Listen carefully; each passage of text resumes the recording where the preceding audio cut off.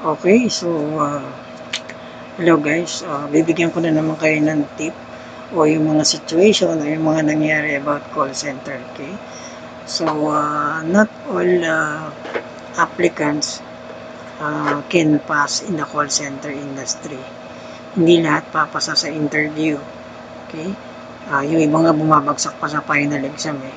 So, basically, kailangan ihanda mo na yung sarili mo na mag-fail ka dito or hindi ka matatanggap, no?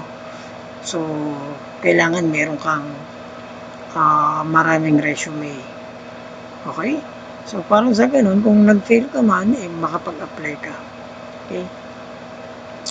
So, yun, hindi lahat matatanggap sa call center, kaya nga ina-advise na galingan at kahit papaano kung meron ka experience sa bagong sa dati mong trabaho or graduate ka, maganda rin yung graduate ka ng college, no?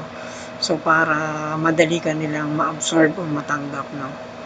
Okay, so yun lang guys, and kailangan tanggapin mo na yung katotohanan na yun na hindi man lahat papasa sa call center. Okay? So, move on na lang.